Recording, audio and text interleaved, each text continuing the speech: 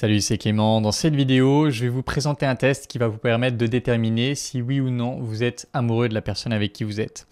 Alors, pourquoi ce test? À quoi ça peut servir? Eh bien, évidemment que quand vous en parlez à la majorité des gens, ils vont vous dire « Ah, mais l'amour, ça se sent, on sent si on aime quelqu'un ou pas ».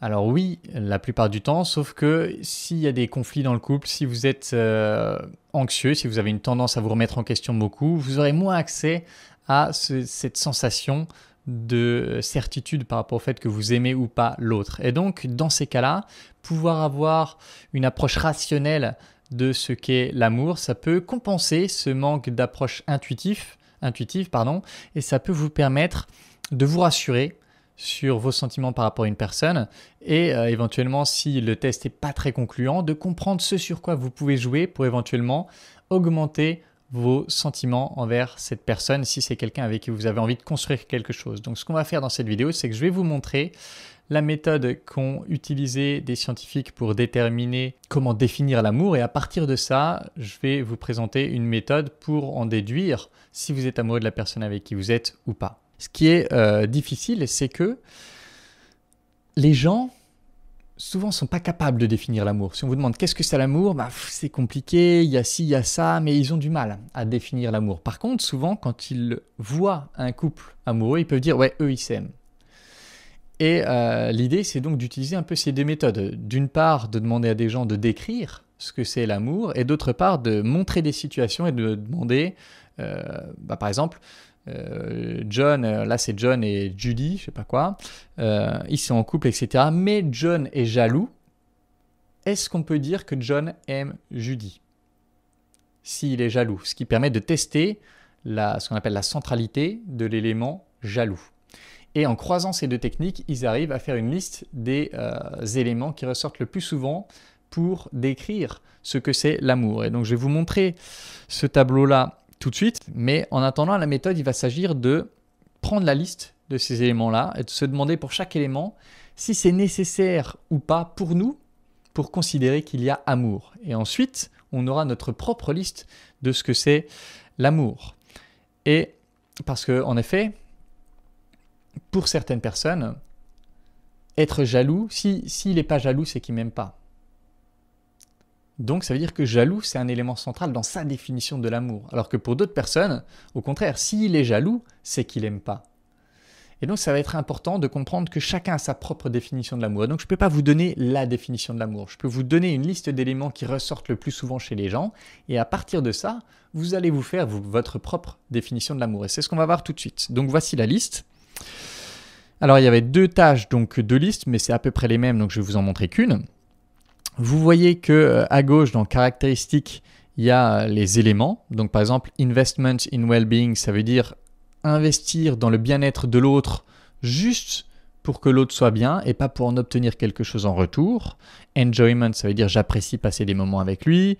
Exclusiveness, l'exclusivité, etc. Bon, on va les voir un par un et vous voyez que il y a la moyenne, alors c'est une note de 1 à 5. 1, c'est essentiel pour considérer qu'il y a amour. 5, c'est l'opposé de essentiel, je ne sais plus c'est quoi le terme, mais en tout cas, ça ne correspond pas du tout à l'amour. Et le pourcentage que vous avez à côté de mémoire, c'est le pourcentage de gens qui ont voté 1. Le pourcentage de gens qui ont considéré que c'était essentiel. Et là, vous avez les différents types d'amour, mais nous, on va parler uniquement de l'amour romantique. Et donc, vous voyez que les critères qui ressortent le plus en premier, qui sont considérés comme le plus essentiel par le plus de gens, c'est ça, investir dans le bien-être de l'autre pour le bien-être de l'autre uniquement, appréciation des moments passés avec l'autre, exclusivité, accepter l'autre, l'acceptation et que l'autre nous accepte, des sentiments d'affection, le respect, l'engagement, l'intimité émotionnelle, la compréhension de l'autre, la connaissance de l'autre, la liberté d'être soi-même, le désir sexuel, la confiance, se préoccuper de l'autre, c'est-à-dire se préoccuper si ça ne va pas bien pour lui. Et on voit que similarité, 3-10, c'est au-dessus de la moyenne. Donc en l'occurrence, 3-10, c'est considéré comme non essentiel. Enfin, eux, ils considèrent qu'à partir de 1,5, c'est considéré comme non essentiel, mais on peut avoir une vision plus large et se dire que voilà, globalement, du moment que c'est en dessous de 3, c'est considéré comme plutôt essentiel. Et il s'agit de prendre cette liste et de vous demander, est-ce que pour moi, je vais prendre l'exemple par exemple du respect, tiens. Est-ce que pour moi, s'il n'y a pas respect, ça veut dire qu'il n'y a pas amour? Et si ma réponse est non, ça veut dire qu'il n'y a pas amour. S'il n'y a pas de respect, ça veut dire qu'il n'y a pas amour. Alors, respect, c'est un élément essentiel dans ma définition de l'amour. Et ainsi, vous allez pouvoir faire votre propre liste. Alors, il y a des trucs qui sont évidents, mais des trucs peut-être moins évidents.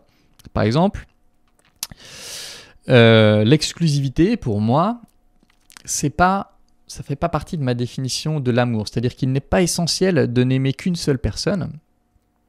Dit autrement, ça veut dire qu'on peut aimer, pour moi, plusieurs personnes. Il est possible de ressentir de l'amour romantique pour plusieurs personnes en même temps.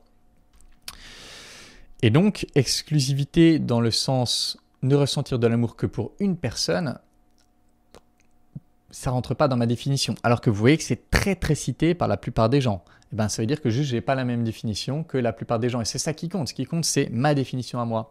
Et ensuite, une fois que j'ai fait toute cette liste-là des éléments qui sont essentiels pour moi, je peux me demander, est-ce que dans mon couple, j'ai tel critère? Est-ce que dans mon couple, je respecte l'autre? Est-ce que dans mon couple, j'ai de l'intimité émotionnelle avec l'autre? Et globalement, si toutes vos réponses sont oui, j'ai ça dans mon couple, eh bien, il est extrêmement probable que vous ressentiez de l'amour pour cette personne. Alors bien sûr, il y a toujours un petit pourcentage de doute, mais ça donnera des billes à votre cerveau gauche pour se rassurer et peut-être pour calmer un peu le côté stress, anxiété et permettre au cerveau droit, au fur et à mesure des expériences, d'accéder de plus en plus à ce sentiment de tout, d'amour global, qui va vous donner le sentiment de « ouais, c'est bien ça ». Mais du coup, malheureusement, si cet accès-là est un peu bloqué pour vous de par l'anxiété, etc., eh bien, il faudra passer par cette liste. Et j'espère en tout cas que ça pourra vous aider, que ça pourra faire un test pour vous. Mais en l'occurrence, rappelez-vous que s'il vous manque un élément, si par exemple il vous manque l'élément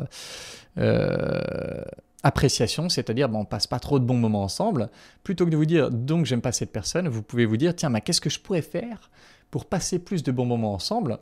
Parce qu'on peut partir du principe que si je fais ça pour tous les éléments manquants, il y aura une propriété émergente, c'est-à-dire un élément qui ressortira du tout, qui ne faisait pas partie des éléments individuels, qui est l'amour. C'est-à-dire, j'avais le sentiment de ne pas être amoureux, mais maintenant que j'ai rajouté ça, là, je me sens amoureux. Donc, gardez à l'esprit que c'est des directions de travail et pas quelque chose de définitif. Ça veut dire qu'il faut absolument quitter cette personne, tu ne l'aimeras jamais.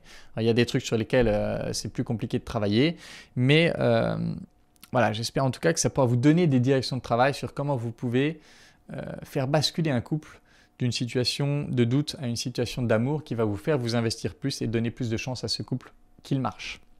C'est tout pour cette vidéo. Comme d'habitude, si vous voulez travailler avec moi, vous pouvez postuler à l'école des guerriers ou à du coaching personnel via les liens qui sont dans la description. Et en attendant la prochaine, je vous embrasse et je vous dis à bientôt. Ciao.